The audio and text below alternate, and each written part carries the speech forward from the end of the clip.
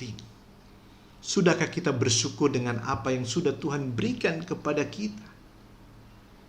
Dan wujud syukur kita kepada Tuhan adalah kita hidup sungguh-sungguh di dalam Tuhan. Kita mengasihi Dia dengan sungguh-sungguh.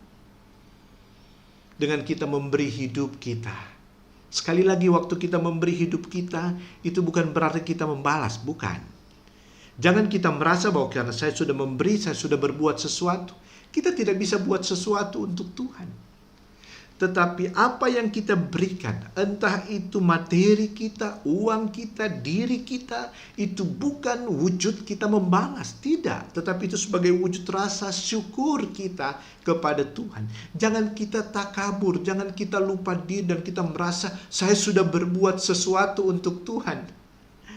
Apa yang kita buat, saudara? Engkau sudah sumbang berapa ke gereja atau kepada Tuhan? Entah 1 miliar, 1 triliun, berapapun itu. Tidak bisa.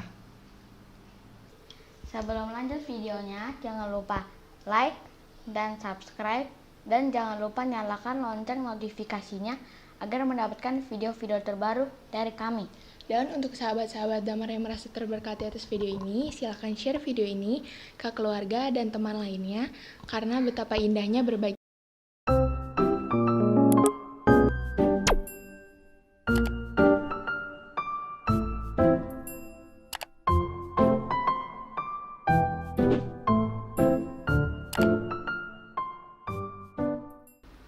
Shalom Aleichem, senang bisa menjumpai sahabat keluarga Damar. Doa dan harapan kami, seluruh sahabat keluarga Damar ada dalam keadaan yang sehat selalu dan dalam perlindungan Tuhan. Sahabat keluarga Damar, saat ini kami ingin berbagi tentang prinsip dalam menjalani kehidupan. Apa jadinya kalau setiap orang dalam menjalani hidup dia tidak punya prinsip? Demikian juga apa jadinya kalau keluarga dalam mengarungi rumah tangganya. Mereka tidak punya prinsip. Yang penting sudah jalan aja. Apapun yang terjadi, ya kita jalan saja. Inilah yang seringkali menjadi masalah di dalam setiap kehidupan baik pribadi maupun dalam kehidupan berkeluarga. Mengapa? Karena mereka tidak punya prinsip. Orang yang tidak punya prinsip seperti orang yang berada di perapatan jalan dan dia tidak tahu kemana dia harus pergi.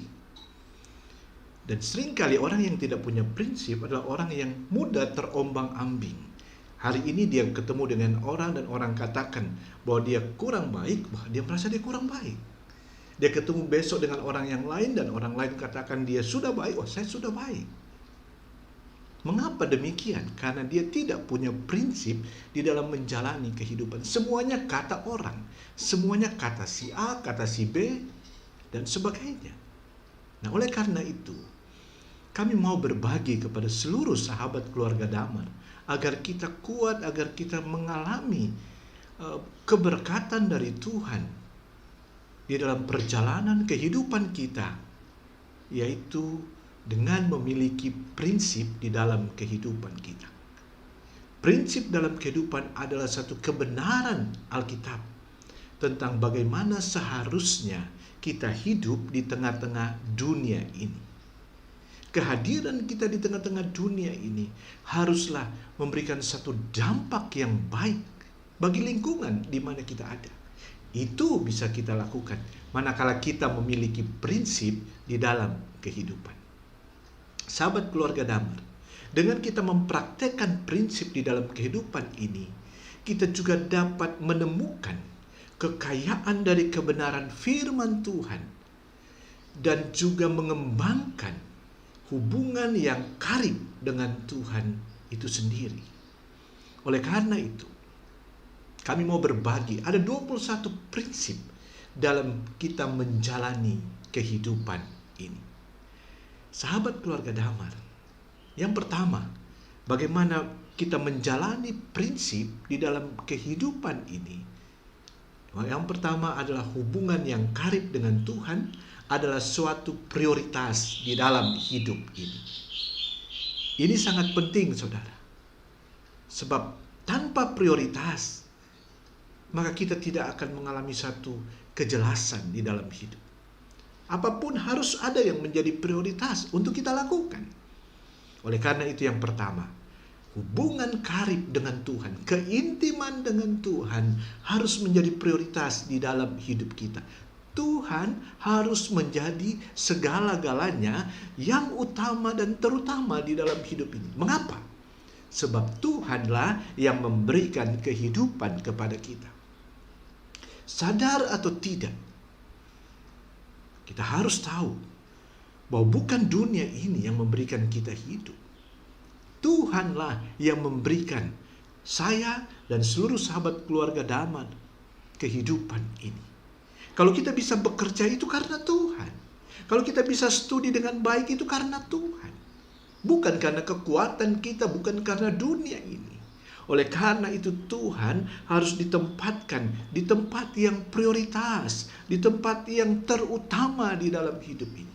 Kita ingat, Allah kita dikatakan Dia adalah Allah yang cemburu, Dia tidak mau diduakan. Oleh karena itu, untuk kita bisa membangun keluarga kita yang diberkati oleh Tuhan, keluarga yang berbahagia, maka prinsip yang pertama yang saya mau bagikan kepada kita adalah hubungan karib dengan Tuhan harus menjadi prioritas di dalam hidup kita. Kita harus membangun hubungan itu dengan Tuhan terus-menerus setiap saat. Mulai dari seorang ayah, seorang ibu, mereka berdua bersama-sama. Kalau masih baru menikah, suami istri harus membangun hubungan yang karib dengan Tuhan. Kemudian manakala Tuhan memberkati, mempercayakan anak, bawalah anak-anaknya, ajarkan anak-anaknya untuk memprioritaskan hubungan karib dengan Tuhan. Ini adalah sesuatu yang sangat penting di dalam hidup kita. Prinsip ini adalah prinsip yang dasar.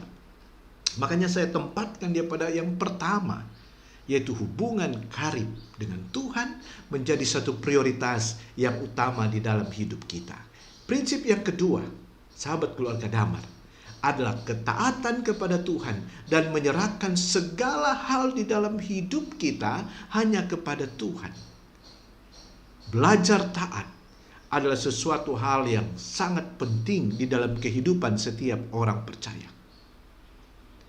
Manakala kita tidak mau taat kepada Tuhan, jangan pernah kita berharap sesuatu yang baik. Demikian juga misalnya dalam rumah tangga. Kalau anak tidak mau taat kepada orang tuanya, jangan mengharapkan sesuatu yang baik diberikan oleh orang tua. Sebab ketaatan itu akan menghasilkan sesuatu yang baik. Maka demikian juga dalam kehidupan kita pribadi, dalam kehidupan kita berumah tangga, atau dalam kehidupan kita berkeluarga. Maka prinsip yang kedua ini, taat kepada Tuhan. Dan kita belajar untuk menyerahkan segalanya kepada Tuhan. Mazmur 37 ayat 5 itu sangat jelas dikatakan. Janganlah engkau khawatir akan hidupmu. Percayalah kepada Tuhan. Serahkan.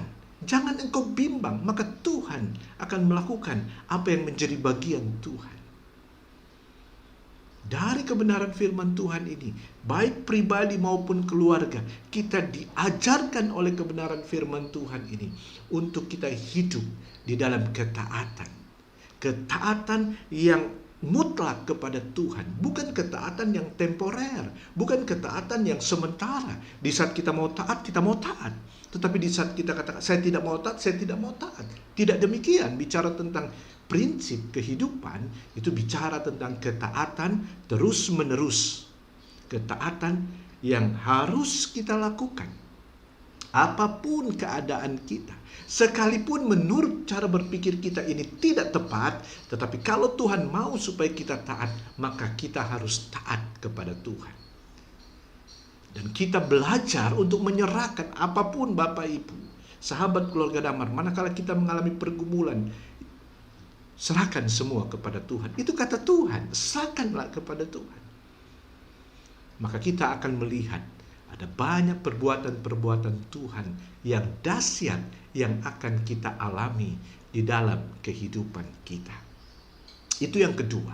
Yang ketiga, untuk kita mengalami satu kehidupan yang diberkati oleh Tuhan dengan kita memiliki prinsip di dalam kehidupan ini. Yang ketiga, firman Tuhan harus menjadi pedoman yang tidak dapat diusik oleh badai kehidupan kita. Hal yang ketiga ini juga sangat penting, sahabat keluarga Damar. Kita harus ingat bahwa firman Tuhan itu, Alkitab itu harus menjadi pedoman bagi kita.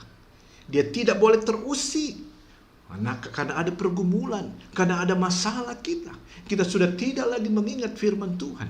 Kita tidak lagi menjadikan firman Tuhan itu pegangan di dalam hidup kita. Firman Tuhan adalah kekuatan bagi kita. Firman Tuhanlah yang memberikan kepada kita satu semangat, satu kekuatan untuk kita terus maju, untuk kita terus menjalani kehidupan ini. Kita mampu menghadapi berbagai macam tantangan, berbagai macam pergumulan, manakala kita sungguh-sungguh meyakini firman Tuhan. Oleh karena itu, sahabat keluarga Damar, tidak henti-hentinya kami mengingatkan kepada kita, seluruh sahabat keluarga Damar, maupun kami mengingatkan kepada diri kami sendiri, kepada keluarga kami, harus meletakkan firman Tuhan ini sebagai pedoman di dalam kami menjalani kehidupan ini. Segala sesuatu harus merujuk dari firman Tuhan.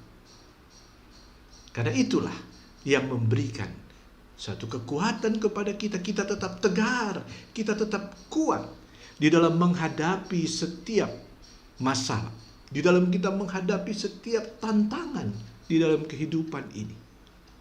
Karena firman Tuhan kita jadikan pedoman. Sekali lagi, sahabat keluarga Damar, jadikanlah firman Tuhan itu menjadi pedoman setiap saat, kapan saja. Kita ingatkan sebagai orang tua, suami istri, mari saling mengingatkan untuk senantiasa menjadikan firman Tuhan itu pedoman. Kemudian bapak dan ibu mengingatkan kepada anak-anaknya, membawa keluarganya untuk sungguh-sungguh dengan konsisten menjadikan firman Tuhan itu pedoman. Itu yang ketiga. Yang keempat, prinsip untuk kita sungguh-sungguh dapat hidup dalam keberkatan Tuhan, yaitu kesadaran akan kehadiran Tuhan yang memberikan kesegaran, memberikan kekuatan pada saat kita beraktivitas. Mungkin bapak ibu ada yang bekerja di kantor, ada yang berusaha, ada yang di rumah, mengurus rumah, anak-anak sekolah, ada yang kuliah, atau juga anak-anak ada yang kerja. Dengan kita memiliki satu kesadaran akan kehadiran Tuhan di dalam hidup kita, maka ini akan memberikan satu semangat, satu kekuatan, satu kesegaran untuk kita terus beraktivitas. Kita tidak mengalami kelesuan, kita tidak mengalami ketakutan. Baik di tempat aktivitas kita masing-masing, terlebih pada saat kita berkumpul kembali di rumah. Ada keceriaan di situ. Karena apa? Karena kita yakin, kita sadar Allah hadir, Allah ada bersama dengan kita, Allah tidak pernah meninggalkan kita. Sehingga kemanapun kita pergi, kita yakin Tuhan Yesus senantiasa hadir bersama-sama dengan kita. Ini prinsip yang keempat, untuk kita sungguh-sungguh mengalami satu keberkatan dari Tuhan. Dan prinsip yang kelima, untuk kita hidup berlimpah dalam kasih Tuhan. Karena kita punya prinsip yang kelima, Tuhan tidak mewajibkan kita untuk kita mengerti kehendak Tuhan. Tetapi yang paling penting adalah ketaatan kita. Sekalipun apa yang Tuhan perintahkan tidak masuk akal kita, jangan kita tunggu nanti masuk akal baru kita lakukan. Dalam situasi dan kondisi seperti itu, yang Tuhan tuntut dari kita adalah ketaatan kita. masalah kita belum paham apa yang Tuhan mau, lakukan saja. Nanti dengan berjalannya waktu, kita akan tahu apa yang Tuhan mau. Ada banyak orang mengalami kekecewaan. Karena apa? Karena apa yang dia doakan, apa yang dia harapkan tidak sesuai. Dan dia menyalahkan Tuhan. Tapi nantinya setelah dia lihat apa yang terjadi, aduh, ternyata Tuhan begitu baik dan mengasihi. Bukankah sahabat keluarga Damar juga pernah dan mungkin banyak mengalami hal-hal seperti itu, di mana ada yang Tuhan mau supaya kita lakukan, tetapi tidak sesuai dengan akal sehat kita, logika kita yang terbatas ini. Kita protes kepada Tuhan. Ada yang tetap melakukan mungkin sambil menggerutu, tapi akhir dari itu kita bisa lihat, ternyata Tuhan sayang kepada kita. Ternyata apa yang Tuhan perintahkan yang tidak masuk akal itu untuk membawa kebaikan bagi kita sekalian. Oleh karena itu sahabat keluarga Damar, ini sesuatu hal yang sangat penting bagi kita. Dengan prinsip ini akan membawa kita untuk sungguh-sungguh bergantung kepada Tuhan. Untuk sungguh-sungguh kita belajar untuk mentaati apa yang Tuhan perintahkan. Tidak perlu kita tunggu sampai kita mengerti apa yang Tuhan mau. Lakukan saja. Kita bisa bayangkan kisah bagaimana Petrus dan para murid-murid yang lain. Mereka adalah notabene seorang nelayan yang dari kecil mereka menjadi seorang nelayan. Mereka sudah punya pengalaman sekalipun mereka tidak sekolah. Mereka bukan insinyur perikanan misalnya. Tetapi karena menjadi nelayan pekerjaan mereka, sedari kecil mereka sudah ikut orang tua mereka. Dan mereka melakukan itu. Maka kita bisa melihat apa yang Tuhan perintahkan tidak masuk akal. Tetapi di saat mereka melakukan, dahsyat perbuatan Tuhan. Prinsip yang keenam untuk kita bisa menikmati keberkatan Tuhan di dalam kehidupan baik pribadi maupun keluarga kita, yaitu kita menuai apa yang kita tabur. Bahkan kita menuai melebihi dari apa yang kita tabur. Hal ini sesuai dengan hukum firman Tuhan. Apa yang kita tabur itu yang kita tuai. Maka dalam perjalanan kehidupan ini, baik kita dalam hidup pribadi maupun keluarga kita, apa yang kita tabur dalam kehidupan ini? Apakah kita menabur kebaikan? Begitu juga di dalam keluarga kita. Taburan apa yang kita berikan? Sebab apa yang kita tabur pasti itu yang akan kita tuai. Kalau kita menabur kebaikan, maka setiap kita pasti juga akan menabur kebaikan. Tetapi sebaliknya, kalau kita menabur sesuatu yang tidak baik, kejahatan misalnya, maka satu saat kelak kita akan menuai hal itu. Oleh karena itu, sahabat keluarga Damar, prinsip yang keenam ini sangat penting di dalam hidup ini. Kalau dalam kehidupan dunia ini sering kita bertemu dengan banyak orang.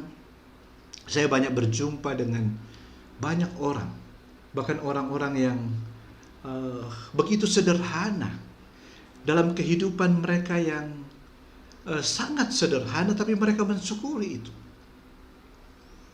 Dalam percakapan kami mereka katakan demikian, Pak, hidup ini nggak perlu neko-neko.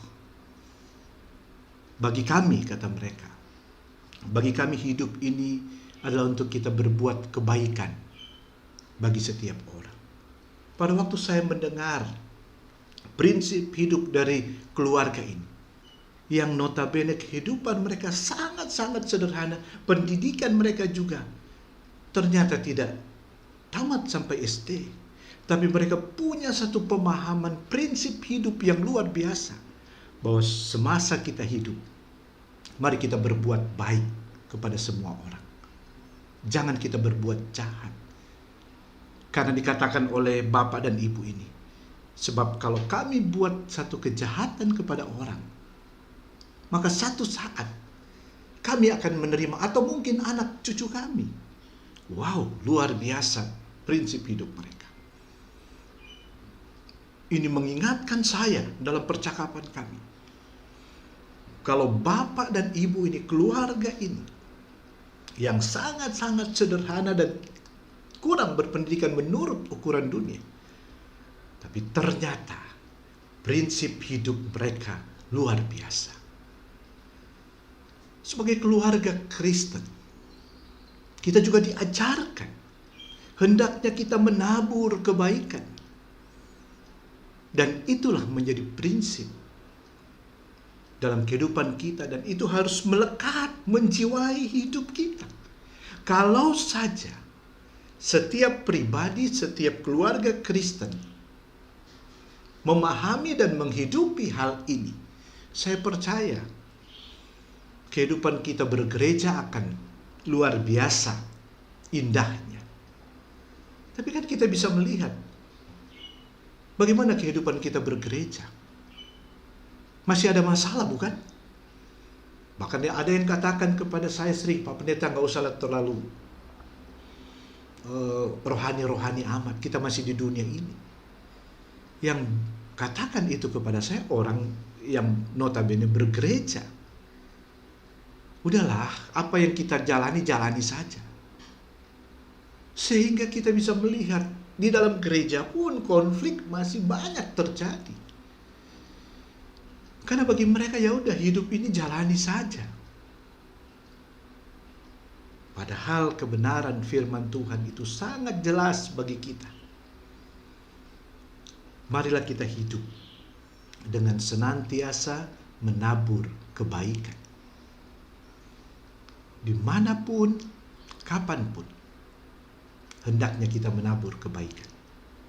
Yang ketujuh, untuk kita menikmati hidup yang diberkati oleh Tuhan di dalam keluarga kita, dengan kita memiliki prinsip, yaitu masa-masa dalam hidup kita hanya ada sepanjang Tuhan memerlukannya untuk mencapai tujuan yang telah Tuhan tetapkan di dalam kehidupan kita.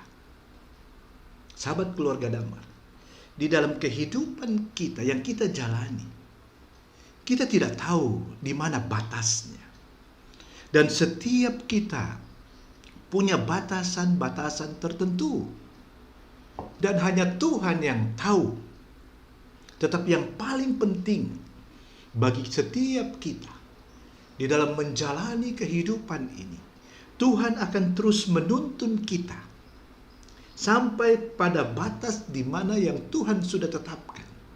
Oleh karena itu, sahabat keluarga Damar, hendaknya di dalam menjalani kehidupan ini, tidak ada yang perlu kita takutkan. Memang, di saat kita menjalani hidup bersama dengan Tuhan, tetap ada masa-masa di mana kita mengalami kesuraman. Saya mau ingatkan kita tentang perjalanan bangsa Israel dari Mesir menuju tanah Kanaan. Firman Tuhan dengan sangat jelas katakan bahwa Tuhan menyertai mereka. Tetapi itu tidak serta-merta dalam penyertaan Tuhan itu tidak ada masalah. Tentu kita sudah baca kisah perjalanan umat Israel ini. Dalam perjalanan mereka tetap ada masalah yang mereka hadapi. Di sini mau menjelaskan kepada kita sekalian. Tuhan mau melihat kepada setiap kita anak-anaknya. Adakah kita percaya kepada Tuhan? Adakah kita meyakini bahwa dalam masa-masa kehidupan kita, Tuhan tidak pernah meninggalkan kita sedetik pun. Firman Tuhan katakan, aku sekali-kali tidak akan membiarkan engkau. Dan aku sekali-kali tidak akan pernah meninggalkan engkau.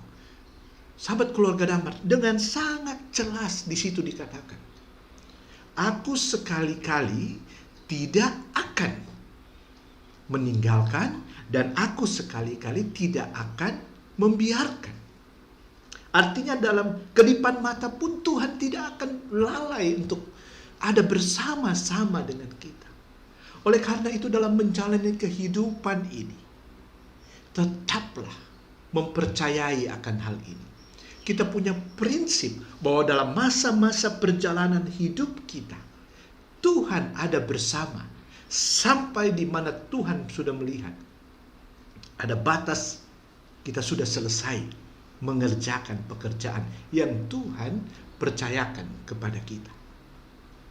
Oleh karena itu sahabat keluarga damai, prinsip yang ketujuh ini kiranya sungguh menjadi peringatan kepada kita yang selalu mengingatkan saya, mengingatkan sahabat keluarga damai dalam kita menjalani kehidupan ini. Bahwa masa-masa hidup kita, Tuhan ada bersama-sama dengan kita. Sampai kepada batas di mana Tuhan katakan, engkau sudah selesai. Maka di dalam masa-masa ini, hendaknya kita senantiasa hidup di dalam ketaatan dan kesetiaan kepada Kristus Yesus Tuhan kita. Itu yang ketujuh. Yang kedelapan, bawalah di dalam setiap doa akan pergumulan-pergumulan kita kepada Tuhan. Apapun pergumulan, apapun masalah, prinsip yang kedelapan ini penting. Doa menjadi sarana bagi kita untuk datang kepada Tuhan, untuk menyampaikan segala keluh kesah kita. Bukan kita berdoa di telinga orang, bukan kita berdoa kepada mungkin orang yang kita rasa bahwa dia orang yang baik, orang yang murah hati. Seharusnya apapun pergumulan kehidupan kita, kehidupan keluarga, kehidupan pergumulan anak-anak kita, pergumulan pendidikan mereka, masa depan mereka, pergumulan pekerjaan mungkin, atau pergumulan usaha yang sedang kita rintis. Maka saya mau katakan kepada kita, sahabat keluarga damai, bawalah semuanya itu di dalam doamu kepada Tuhan. Doa adalah satu kunci. Doa adalah satu rahasia untuk kita mengalami kemenangan, untuk kita bisa melihat karya Allah yang besar di dalam kehidupan keluarga kita. Oleh karena itu, jadikan doa menjadi sesuatu yang sangat penting di dalam kehidupan keluarga kita. Janganlah jadi keluarga yang malas berdoa. Tetapi doa harus sungguh menjadi kebutuhan kita. Doa itu adalah satu nafas kehidupan kita. Seolah-olah kalau kita tidak berdoa, kita akan berhenti bernapas. Maka berdoalah terus. Berdoalah di mana saja, kapan saja, bukan hanya ada pergumulan. Dalam sukacita, dalam kegembiraan kita, tetap berdoa, tapi juga dalam pergumulan kita terus berdoa. Karena itu yang Tuhan inginkan di dalam kehidupan setiap kita maupun keluarga kita. Prinsip yang kesembilan, yaitu percayalah kepada Tuhan dengan sepenuh hati. Kepercayaan kepada Tuhan ini adalah sesuatu yang juga sangat penting. Bagaimana kita mau menjalani hubungan kalau tidak didasari dengan rasa percaya? Maka saya percaya hubungan itu akan kandas. Hubungan itu tidak bisa berlangsung lama. Hubungan itu tidak bisa harmonis. Demikian juga kita di dalam kehidupan keluarga menjalani hari-hari di depan bersama dengan Tuhan. Maka prinsip yang kesembilan ini juga kiranya menjadi sesuatu hal yang penting bagi kita, yaitu kita percaya sepenuhnya kepada Tuhan yang mengatur seluruh kehidupan kita.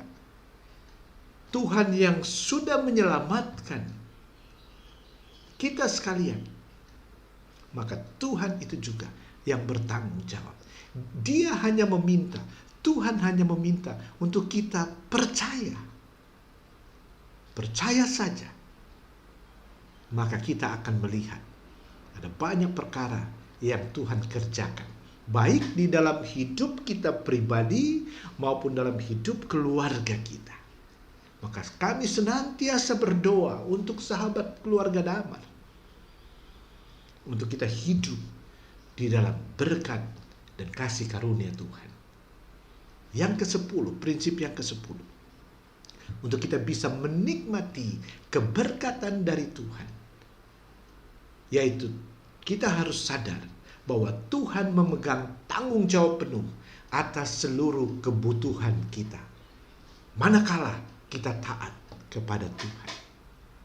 Sahabat keluarga Damar, percayalah bahwa Tuhanlah yang memegang tanggung jawab penuh atas seluruh kebutuhan kita. Tetapi di situ belum titik, itu masih koma. Di saat kita taat kepadanya, maka kita akan menerima akibat dari ketaatan kita, yaitu Tuhan bertanggung jawab dalam seluruh kehidupan kita. Tuhan bertanggung jawab untuk masa depan anak-anak kita. Tuhan bertanggung jawab untuk masa depan keluarga kita. Tuhan bertanggung jawab untuk masa depan pekerjaan kita, usaha kita, apapun yang kita jalani di tengah-tengah dunia ini. Tuhanlah yang bertanggung jawab di saat kita hidup di dalam ketaatan kepada Tuhan. Oleh karena itu, sahabat keluarga Damar, marilah kita sungguh-sungguh terus hidup di dalam ketaatan kepada Tuhan. Dari beberapa prinsip ini ada beberapa kali dikatakan taat kepada Tuhan, taat kepada Tuhan.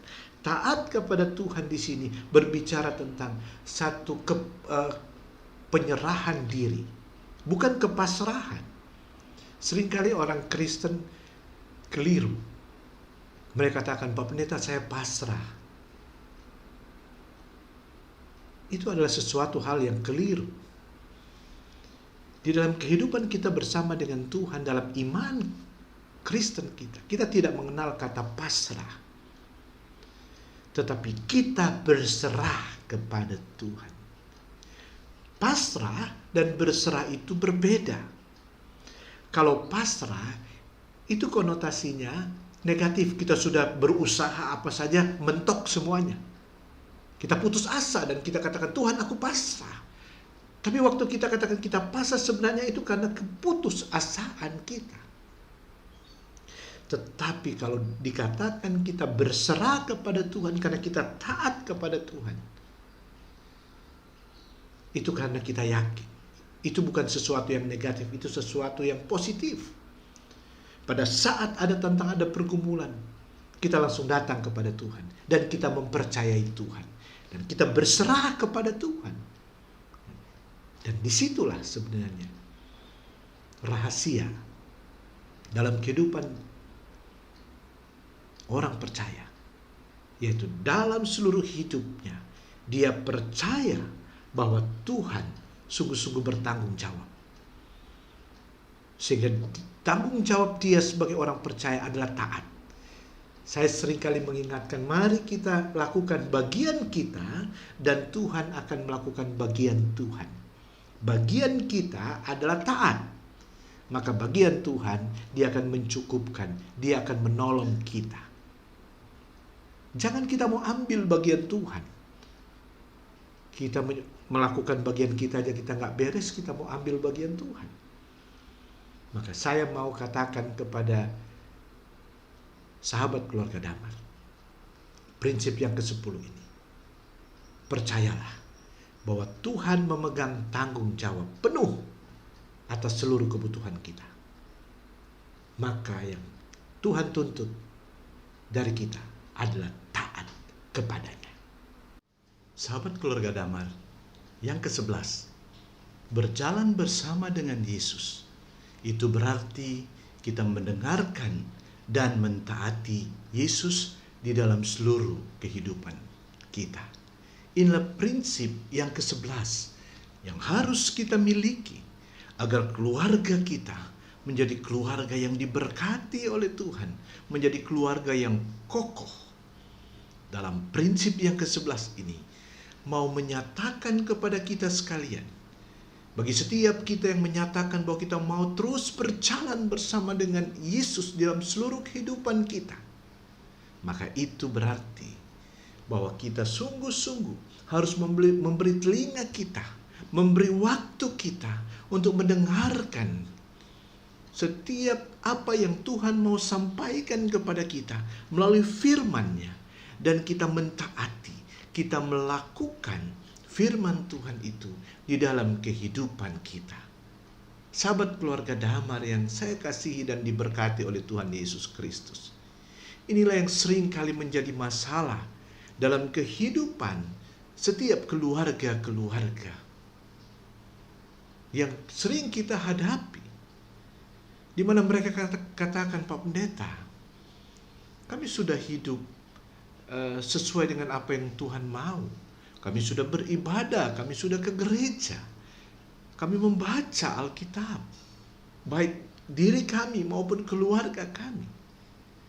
Tetapi persoalannya di sini saya katakan, sudah seberapa jauh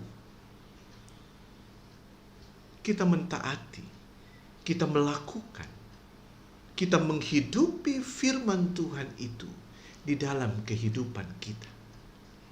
Mereka langsung diam. Mereka tidak bisa menjawab akan hal itu. Maka saya katakan, disinilah persoalannya. Seringkali kita merasa bahwa kita sudah melakukan yang terbaik untuk Tuhan. Kita sudah mendengarkan apa yang Tuhan mau. Tetapi di sisi lain, ada tindak lanjut dari mendengar, yaitu mentaati setiap firman Tuhan, setiap ketetapan-ketetapan Tuhan. Ini dua hal yang harus kita lakukan bersama-sama di dalam hidup kita. Dan prinsip yang ke-11 ini adalah sesuatu hal yang sangat penting di dalam kehidupan, baik setiap pribadi maupun keluarga Kristen. Yang ke-12 yang perlu kita perhatikan bersama-sama, bahwa Allah bertindak bagi kepentingan mereka yang menantikannya. Barang siapa yang menantikan Tuhan dengan setia, maka Allah akan bertindak bagi kepentingan mereka. Menantikan di sini bukan hanya menanti kita berdiam diri, kita pasif. Tetapi di dalam kita menantikan Tuhan, maka kita akan aktif untuk melakukan apa yang Tuhan mau untuk kita kerjakan. Kita ingat bersama-sama bagaimana murid-murid Yesus di saat mereka menantikan Tuhan di dalam kehidupan mereka, menantikan apa yang Tuhan mau kerjakan bagi mereka. Mereka tidak hanya berdiam diri. Maka kita sebagai keluarga, sebagai pribadi, sebagai anak-anak Tuhan, sebagai orang-orang yang percaya kepada Yesus, di saat kita menantikan, kita harus aktif. Kita harus terus melakukan apa yang biasa kita lakukan dalam pekerjaan kita. Dan di dalam kita melakukan pekerjaan itu, kita tetap hidup seperti yang Tuhan mau untuk kita kerjakan. Kita harus tetap hidup dalam kemuliaan Tuhan. Kita harus berbuah. Inilah yang paling penting, yang perlu kita perhatikan bersama-sama. Bahwa sebagai pengikut Kristus, kita bersama-sama harus menyadari akan hal ini, bahwa Tuhan akan bertindak untuk kepentingan mereka yang menantikannya. sahabat keluarga damai, dalam perjalanan kehidupan kita, semua kita sedang menantikan Tuhan. Dan biarlah di dalam penantian kita kepada Tuhan, hendaknya kita sungguh-sungguh hidup di dalam ketaatan kepada Tuhan. Karena itulah yang Dia kehendaki. Dan Dia akan berbuat sesuatu untuk kita yang menanti Dia dengan setia. Yang ke-13, prinsip yang ke-13. Kerendahan hati dan kematian si aku, atau kematian ego kita, merupakan syarat yang Tuhan tetapkan supaya kita bisa dipakai oleh Tuhan secara maksimal. Atau dengan kata yang lebih sederhana, kita mematikan ego kita untuk kepentingan Tuhan, maka kita akan dipakai oleh Tuhan, baik pribadi kita maupun keluarga kita. Oleh karena itu, sahabat keluarga damai, sangat penting kita mematikan ego kita. Kita bisa bayangkan kalau di dalam satu keluarga, masing-masing mengedepankan egonya. Seorang ayah mengedepankan egonya, apalagi dia katakan, aku adalah seorang imam, aku kepala. Maka istri, anak-anak harus mendengar dia. Bahkan dia tambahkan lagi bahwa seorang ayah tidak pernah salah. Mengapa demikian? Karena dia mengedepankan egonya. Belum lagi istri dengan egonya sendiri. Dia merasa bahwa dia juga punya otoritas. Maka kekacauan yang terjadi di dalam keluarga. Di dalam keluarga itu hanya boleh satu nakoda. Tidak boleh dua nakoda. Ada begitu banyak rumah tangga atau keluarga yang mengalami masalah. Karena di dalam rumah tangga ada dua nakoda. Suami yang nakoda sesungguhnya. Tetapi ada istri juga yang merasa bahwa dia layak untuk menjadi nakoda. Masing-masing dengan ego mereka. Kemudian anak semakin besar, anak-anak juga punya ego sendiri. Mereka katakan kepada orang tuanya, kami sudah besar, kami sudah punya hak untuk menentukan diri kami sendiri. Masa bodoh dengan orang tua. Kita bisa bayangkan, kalau masing-masing dengan egonya sendiri. Bagaimana Tuhan mau memakai kita? Bagaimana Tuhan mau berperkara di dalam kehidupan keluarga kita? Kalau tidak ada kerendahan hati di dalam keluarga. Masalah sekecil apapun kalau tidak ada kerendahan hati, masing-masing dengan ego, tidak akan selesai masalah itu. Yang terjadi justru semakin runyam masalah itu. Padahal masalahnya hanya sepele. Hanya kecil. Tetapi itu menjadi besar dan menjadi dahsyat masalahnya. Karena masing-masing pribadi, masing-masing anggota di dalam keluarga itu, mereka hidup dengan ego mereka masing-masing. Demikian sebaliknya, sebesar apapun masalah yang dihadapi, tetapi kalau ada kerendahan hati, kita mau mematikan ego kita, maka saya percaya masalah yang besar itu, bahkan yang sangat besar, bahkan mungkin kita katakan itu adalah tsunami dalam rumah tangga kita, mampu kita lewati. Suami istri mampu mengatasi masalahnya. Karena ada kerendahan hati di situ. Saat ini kita dipertontonkan. Kadang-kadang saya muak untuk mendengar berita-berita bagaimana keluarga-keluarga Kristen bermasalah dan dibawa ke ranah publik. Suami mulai menjelaskan tentang istrinya, membukakan entah itu benar atau salah. Demikian juga istri membukakan tentang suaminya. Apakah ini yang diajarkan oleh firman Tuhan? Dan mengapa itu terjadi? Karena tidak ada kerendahan hati. Apalagi masing-masing mulai mengutip ayat firman Tuhan. Mereka menggunakan firman Tuhan untuk kepentingan mereka, untuk ego mereka. Apakah masalah itu selesai? Makin runyam. Karena tidak ada kerendahan hati.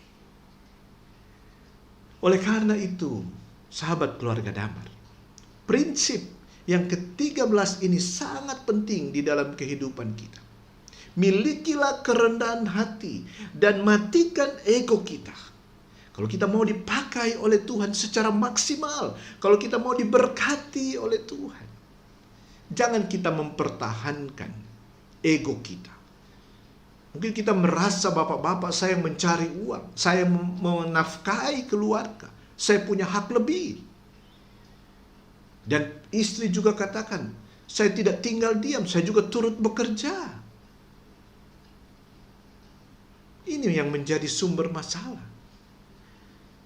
Karena tidak ada kerendahan hati. Oleh karena itu, sahabat keluarga Damar, saya percaya kita semua ingin hidup kita baik-baik. Kita mau hidup kita harmonis. Kita mau hidup kita dalam damai sejahtera, dalam kebahagiaan. Maka prinsip yang ke-13 ini juga sangat penting. Matikan ego kita. Saya matikan ego saya. Istri saya juga matikan egonya. Dan anak-anak juga mematikan ego mereka. Kita duduk bersama dalam kerendahan hati. Maka masalah pasti bisa terselesaikan. Ada begitu banyak pengalaman-pengalaman kami dalam pelayanan untuk menolong keluarga-keluarga yang bermasalah. Dan puji Tuhan, dalam pengalaman saya bersama dengan istri, masalah yang sedang, tidak ada masalah yang kecil, sedang bahkan yang sangat besar, yang sangat dahsyat menurut kami, yang tidak pernah terpikirkan oleh kami. Kami pernah Tuhan izinkan melayani. Dan puji Tuhan, masalah itu dapat terselesaikan dengan baik karena ada kerendahan hati dari kedua belah pihak. Oleh karena itu, poin yang ke-13 atau prinsip yang ke-13 ini sangat penting untuk kita hidupi di dalam kehidupan kita baik pribadi maupun keluarga. Prinsip yang ke-14, bahwa segala sesuatu yang kita inginkan selain Tuhan akan berubah menjadi debu. Wah, ini waktu saya membaca ini searah dengan kata pengkhotbah. Segala sesuatu yang kita inginkan selain Tuhan itu akan berubah menjadi debu. Itu artinya bahwa selain Tuhan tidak ada artinya apa-apa. Pengkhotbah katakan bahwa di bawah matahari ini segala sesuatu itu sia-sia. Maka sahabat keluarga Damar, apa yang kita cari di tengah-tengah dunia ini? Kekayaan, popularitas, atau apapun itu yang ingin kita cari. Prinsip yang ke-14 ini katakan, selain Tuhan semuanya akan menjadi debu. Maka apa yang kita banggakan di dunia ini, apa yang ingin kita pamerkan, tidak ada.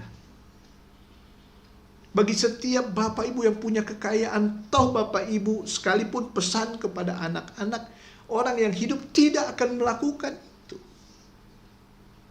Artinya kita tidak akan membawa apapun yang sudah kita usahakan di dunia ini dalam kematian kita.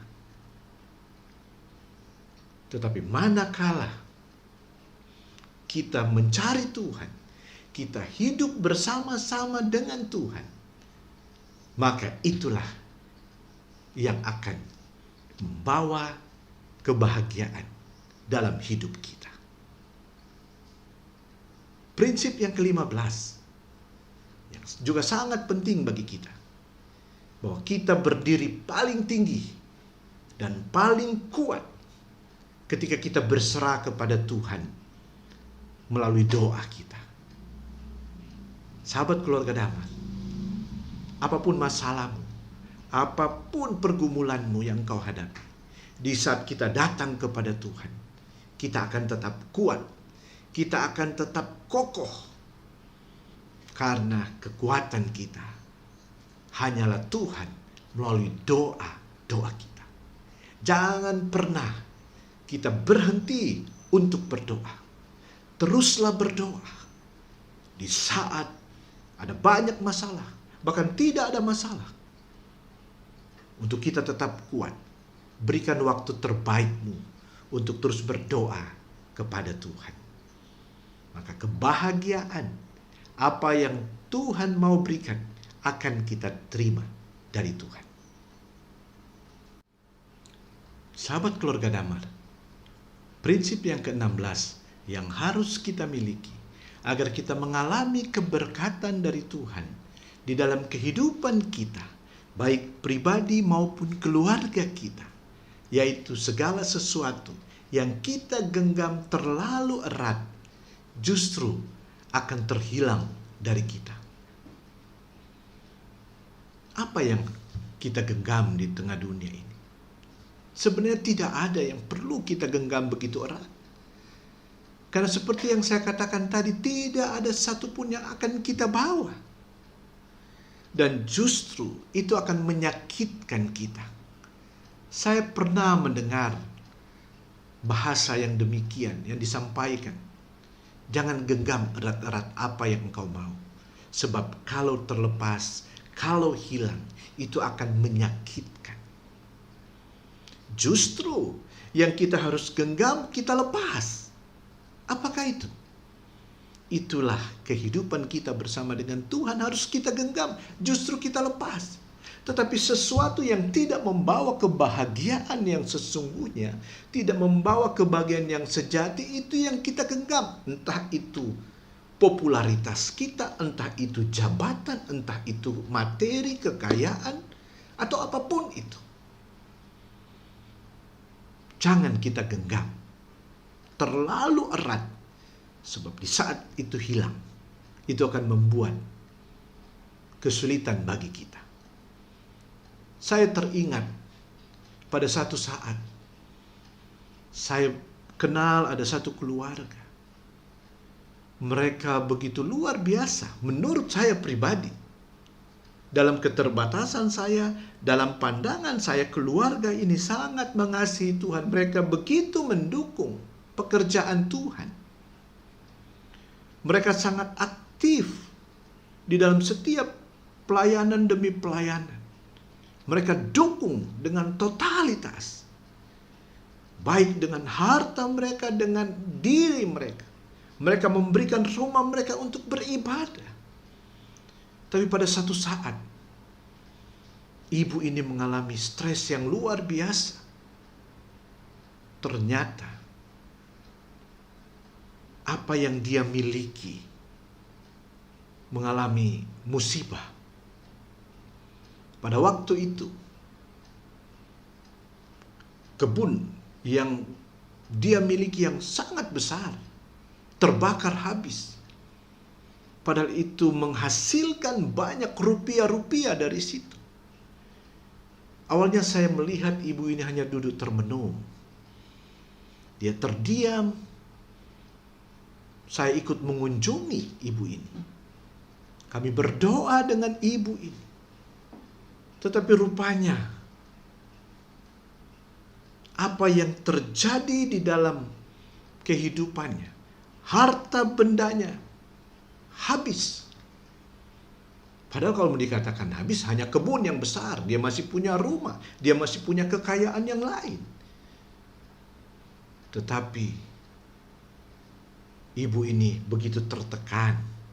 Dia stres, depresi, dan harus dirawat di rumah sakit. Bagaimana dengan Ayub? Apa yang kurang dari Ayub? Tetapi kita perlu belajar dari Ayub. Dia tidak menggenggam erat-erat apa yang dia miliki. Di saat orang-orang melaporkan kepadanya kekayaannya demi kekayaannya, ternaknya dan sebagainya mulai habis. entah diambil orang karena musibah,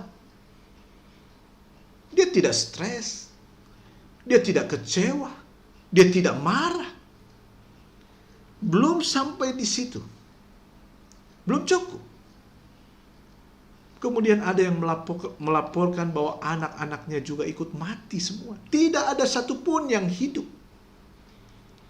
Tetapi Alkitab menyaksikan dengan sangat jelas di situ. Tidak ada satupun kata yang menunjukkan ekspresi dari Ayub bahwa dia marah, dia kecewa. Justru dia katakan, apakah kita hanya mau menerima yang baik saja dari Tuhan, tapi kita tidak mau menerima yang buruk? Terpujilah Tuhan. Disitulah hal yang kita bisa belajar dari Ayub. Karena apa? Dia tidak genggam erat-erat apa yang dia miliki. Sebab dia percaya bahwa yang paling penting adalah Tuhan. Semuanya itu hanya titipan yang dipercayakan kepada dia, bukan menjadi satu milik yang harus dia genggam, yang harus dia klaim itu miliknya. Dan di situ satu pelajaran yang sangat berharga bagi kita sekalian. Jangan genggam erat-erat apa yang ada pada kita. Apa yang Tuhan percayakan kepada kita. Entah itu anak-anak, itu adalah titipan Tuhan. Memang kita harus rawat mereka. Kita harus jaga mereka. Ataupun materi, apapun itu. Jangan kita genggam erat-erat. Karena di saat itu diambil dari kita, kita akan mengalami tekanan yang luar biasa. Mari kita belajar dari Ayub. Dia adalah sosok yang luar biasa. Dia adalah sosok yang boleh menjadi panutan bagi kita. Karena Ayub senantiasa hidup, bergantung dan percaya sepenuhnya kepada Tuhan. Yang ke-17, saudara. Prinsip yang ke-17. Kekecewaan merupakan hal yang tak terelakkan. Kehilangan semangat merupakan pilihan. Artinya apa? Sahabat keluarga Damar. Semua kita bisa kecewa. Semua kita bisa kehilangan semangat. Tetapi itu pilihan. Kita mau kecewa atau tidak, itu pilihan. Tidak bisa dielakkan, tapi itu pilihan. Kalau kita memutuskan untuk saya tidak mau kecewa, saya tidak mau patah semangat, maka itu akan terjadi di dalam hidup kita. Tetapi kalau kita gampang kecewa karena kita pilih untuk kecewa, maka kita akan mengalami kekecewaan demi kekecewaan di dalam hidup kita. Mengapa kita kecewa? Mengapa kita patah semangat? Sebenarnya itu mau membicarakan atau mau menjelaskan kepada kita bahwa sebenarnya kita meragukan Tuhan. Kita tidak percaya sepenuhnya kepada Tuhan. Kalau kita baca Mazmur 73 itu sangat jelas. Pemazmur sendiri katakan itu. Bahwa begitu bahagianya orang yang hidup benar di hadapan Tuhan. Hidup yang bergantung kepada Tuhan. Hidup yang mengandalkan Tuhan. Sampai di situ luar biasa. Tetapi dalam kenyataan hidup, pemazmur melihat, waduh, kenapa orang yang tidak takut Tuhan, orang yang menyepelekan Tuhan, justru hidupnya lebih luar biasa, lebih baik, lebih diberkati dalam tanda petik. Sementara saya yang sudah hidup benar, saya menjaga hidup saya untuk tetap hidup benar di hadapan Tuhan, mengapa saya mengalami banyak kesulitan? Dan dia kecewa dengan Tuhan. Bahkan dia katakan, sia-sialah aku mempertahankan supaya hidupku tetap bersih di hadapan Tuhan. Sahabat keluarga Damar, memang seringkali kita sulit untuk mengerti keberpihakan Tuhan di dalam hidup kita. Tetapi kalau saja kita percaya kepada Tuhan, Tuhan tidak pernah membiarkan kita. Tuhan tidak pernah meninggalkan kita. Tuhan tidak pernah tidak berpihak kepada kita. Oleh karena itu tidak ada alasan sebenarnya untuk kita kecewa di dalam hidup ini. Orang boleh saja mengecewakan kita, siapa saja boleh mengecewakan kita. Tetapi sebagai anak-anak Tuhan yang hidup di dalam prinsip-prinsip firman Tuhan, kita boleh memilih untuk tidak kecewa. Kita harus memilih untuk tetap punya semangat hidup. Sekalipun ada masalah, sekalipun ada tantangan, saya tidak mau terbawa dengan masalah itu.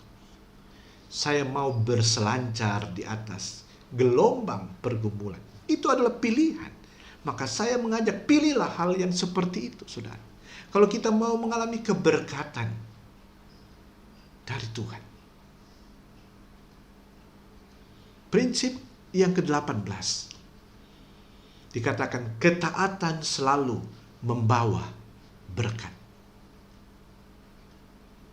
Sahabat keluarga Damar, tidak ada ketaatan yang tidak akan diberkati oleh Tuhan. Siapapun yang mau hidup dalam ketaatan, pasti akan mengalami keberkatan dari Tuhan. Alkitab sudah menjelaskan akan hal itu. Sekalipun ada tantangan, sekalipun ada masalah, tetapi pasti ya dan amin. Orang-orang yang hidup dalam ketaatan, keluarga-keluarga yang hidup dalam ketaatan, yang hidup takut akan Tuhan, pasti akan menerima berkat dari Tuhan. Itu ya, itu amin. Itu harus kita pegang. Oleh karena itu, sahabat keluarga Damar, marilah kita hidup dengan prinsip yang ke-18 ini. Untuk kita senantiasa hidup di dalam ketaatan. Sebab pasti ketaatan akan mendatangkan berkat bagi setiap mereka yang benar-benar menghidupi ketaatan itu. Yang ke-19, prinsip yang ke-19. Kita tidak dapat memberi lebih kepada Tuhan dibandingkan apa yang Tuhan berikan kepada kita. Sebaik apapun kita, sekaya apapun kita, kita tidak bisa memberi lebih dari apa yang Tuhan sudah berikan kepada kita. Seringkali orang mau melakukan lebih. Kita tidak bisa lebih, saudara. Kita tidak bisa melebihi dari apa yang Tuhan berikan kepada kita. Kita tidak bisa membalas apa yang sudah Tuhan berikan kepada kita. Sehebat apapun kita. Bahkan kita punya dunia ini. Kita tidak akan sanggup membalas kebaikan yang sudah Yesus kerjakan bagi kita. Oleh karena itu yang paling penting bagi kita, hiduplah dengan kita mengerjakan keselamatan yang sudah Tuhan berikan. Kita senantiasa melakukan firman Tuhan di dalam hidup ini. Karena sejatinya, saya dan seluruh sahabat keluarga Damar, kita tidak mampu membalas. Kita tidak mampu memberikan sesuatu lebih dari apa yang Tuhan sudah berikan kepada kita. Kita adalah manusia-manusia yang terbatas, sangat memiliki keterbatasan. Oleh karena itu, sahabat keluarga Damar, Tuhan tidak minta lebih dari kita. Tuhan juga tidak minta untuk kita balas semua yang Tuhan sudah berikan. Tidak. Sebab Tuhan memberikan keselamatan tanpa kita harus membayar. Tuhan tidak menuntut bayar dari kita. Karena Tuhan juga tahu kita tidak bisa balas itu. Tetapi yang paling penting, sudahkah kita bersyukur dengan apa yang sudah Tuhan berikan kepada kita? Dan wujud syukur kita kepada Tuhan adalah kita hidup sungguh-sungguh di dalam Tuhan. Kita mengasihi Dia dengan sungguh-sungguh. Dengan kita memberi hidup kita. Sekali lagi, waktu kita memberi hidup kita, itu bukan berarti kita membalas, bukan. Jangan kita merasa bahwa karena saya sudah memberi, saya sudah berbuat sesuatu. Kita tidak bisa buat sesuatu untuk Tuhan. Tetapi apa yang kita berikan, entah itu materi kita, uang kita, diri kita, itu bukan wujud kita membalas. Tidak, tetapi itu sebagai wujud rasa syukur kita kepada Tuhan. Jangan kita takabur, jangan kita lupa diri dan kita merasa saya sudah berbuat sesuatu untuk Tuhan. Apa yang kita buat, saudara? Engkau sudah sumbang berapa ke gereja atau kepada Tuhan? Entah 1 miliar, 1 triliun, berapapun itu. Tidak bisa membalas apa yang sudah Tuhan kerjakan di dalam hidup kita. Itu harus kita ingat, saudara. Yang ke-20. Prinsip yang ke-20. Menghidupi kehidupan Kristen adalah mengizinkan Kristus hidup di dalam dan melalui kita. Ini prinsip yang ke-20. Bahwa menghidupi kehidupan Kristen itu sendiri adalah kita mengizinkan Yesus Kristus untuk hidup di dalam kita dan melalui kita. Artinya, dari kehidupan kita, dari kehidupan setiap anak-anak Tuhan, dari kehidupan setiap keluarga-keluarga Kristen akan nampak Kristus hidup di dalam kita. Maka orang akan melihat Kristus melalui kehidupan setiap keluarga-keluarga Kristen. Pertanyaannya bagi kita, sudahkah keluarga-keluarga Kristen memancarkan kemuliaan Kristus dari kehidupan kita? Coba tanya tetangga kita, tanya tetangga kiri kanan kita. Atau justru setiap hari mereka mendengar keributan di rumah kita. Tapi kita katakan kita anak-anak Tuhan. Bukankah banyak keluarga-keluarga Kristen yang justru mempermalukan Yesus Kristus karena sikap hidup orang-orang Kristen? Sikap hidup orang-orang Kristen begitu egois, yang merasa diri dia orang yang hebat. Oleh karena itu, saudara, mari kita menyadari akan hal ini, bahwa kehidupan orang percaya atau orang Kristen adalah mengizinkan Yesus Kristus hidup di dalam kita dan melalui kita. Marilah kita bertekad bahwa melalui kehidupan kita, nama Yesus dipermuliakan. Dari apa? Dari interaksi kita dengan tetangga, dengan interaksi kita di tempat pekerjaan, dari interaksi kita di tempat kita berusaha, atau anak-anak kita dalam pendidikan mereka, dalam studi mereka, dimanapun. Orang bisa melihat tidak perlu kita harus berkhotbah. Sebab khotbah yang hidup itu adalah melalui kehidupan kita. Melalui kehidupan keluarga-keluarga Kristen, orang akan mengalami akan hal itu. Saya banyak mendengar kesaksian itu. Mereka percaya kepada Kristus karena kehidupan keluarga Kristen. Dan kiranya itu juga kita hidupi bersama-sama. Yang ke-21, prinsip yang ke-21, saudara. Bahwa Tuhan memberkati kita untuk kita bisa menjadi berkat bagi sesama kita. Sahabat keluarga Damar, kita perlu ingat akan hal ini. Kita bukan hanya bicara, kita bukan hanya ini menjadi satu slogan. Diberkati untuk memberkati. Ini bukan slogan, tapi sebenarnya ini adalah semangat. Ini adalah prinsip hidup orang percaya. Bahwa kalau kita diberkati, maka kita juga harus memberkati sesama kita. Oleh karena itu, kunci untuk kita bisa hidup, diberkati dan memberkati sesama kita adalah kesederhanaan. Kalau kita tidak mau hidup dalam kesederhanaan, kita tidak mungkin bisa memberkati orang lain.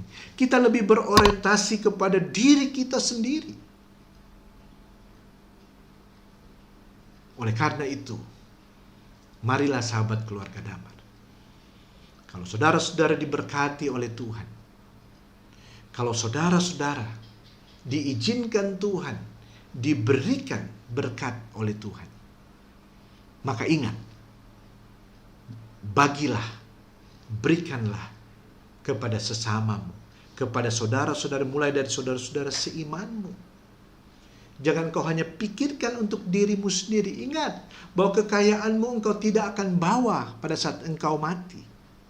Oleh karena itu, pakailah berkat Tuhan itu untuk bisa memberkati sesama kita, untuk bisa memberkati orang lain. Maka hidup kita akan menjadi berarti. Dan hidup keluarga kita akan diberkati oleh Tuhan. Sahabat keluarga Damar, situasi yang seringkali tidak mengenakan, sebenarnya itu merupakan jembatan bagi kita untuk menuju kepada satu relasi yang lebih dalam dengan Tuhan. Seringkali situasi yang sulit justru itu membuat kita semakin dekat dalam relasi kita dengan Tuhan, membuat keintiman, kekariban kita dengan Tuhan semakin dekat.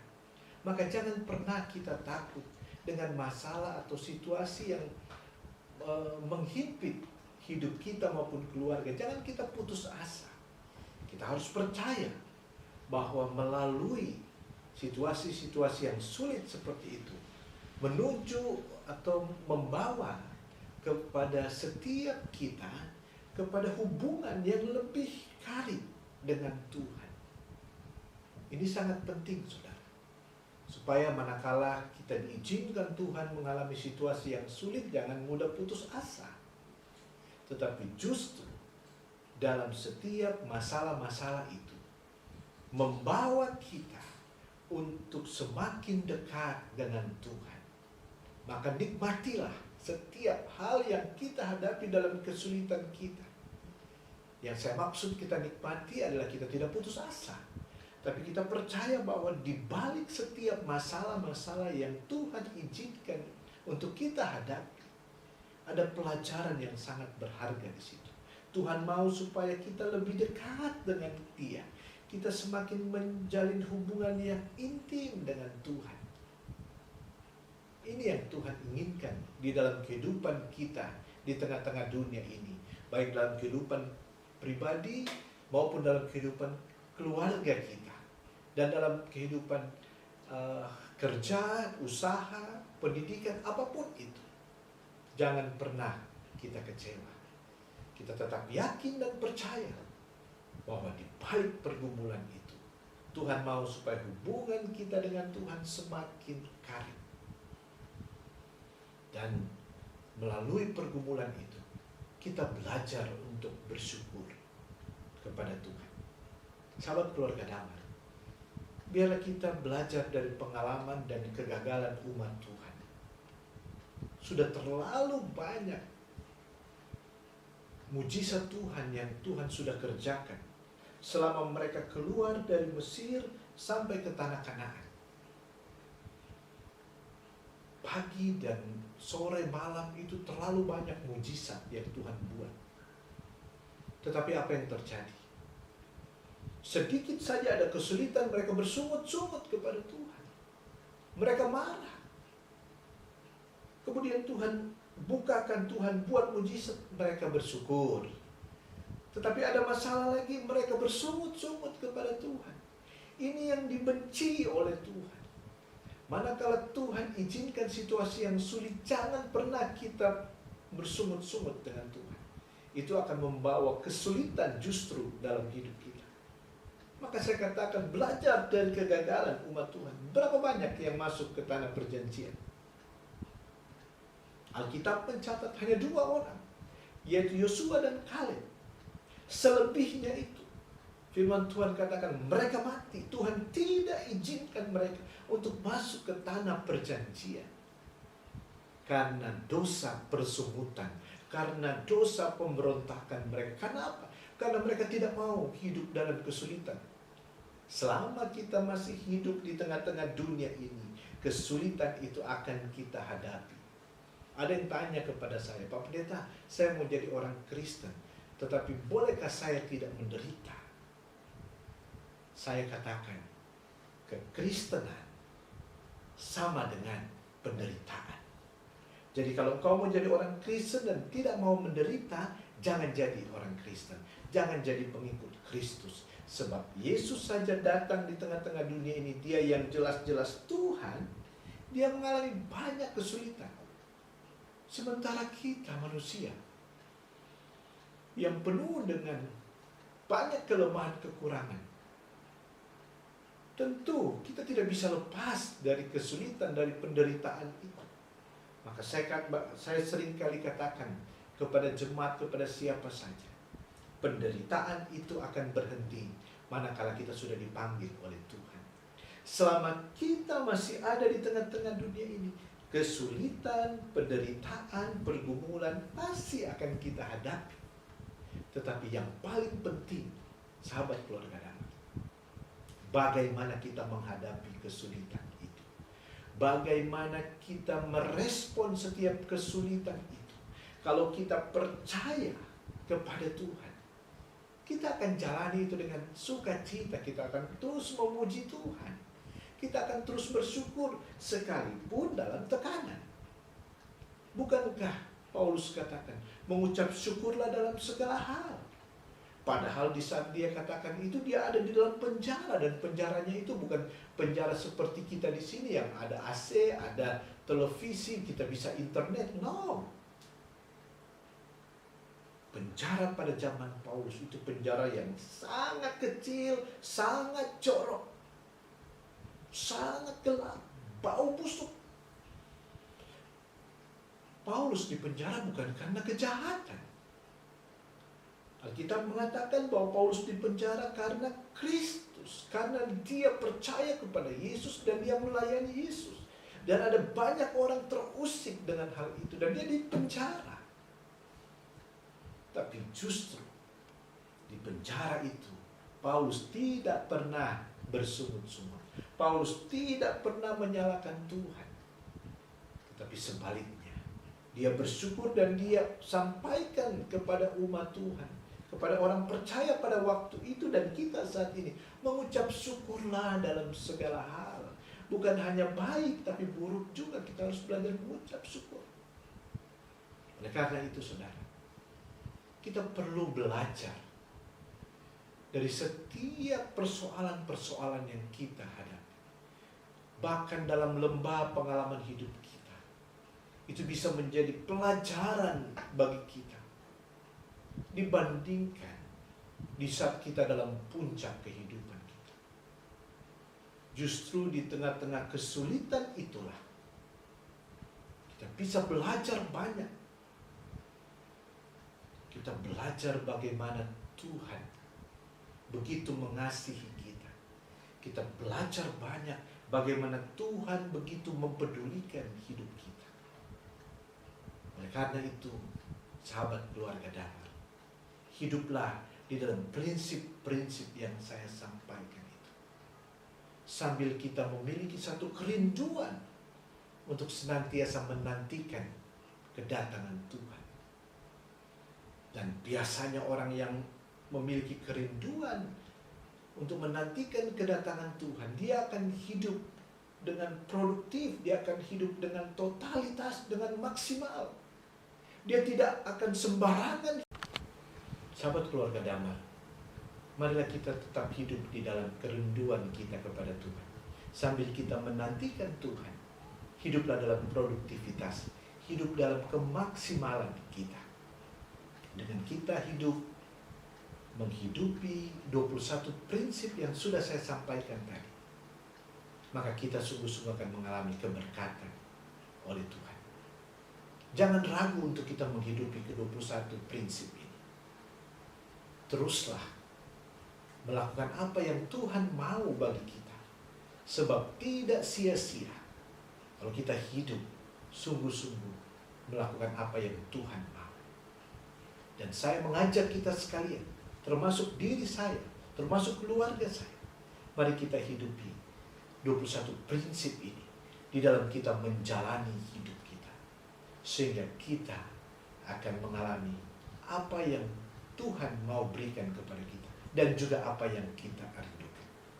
Kiranya apa yang saya sampaikan ini boleh menjadi berkat bagi kita sekalian. Tuhan Yesus memberkati sahabat keluarga Damar. Shalom Elohim.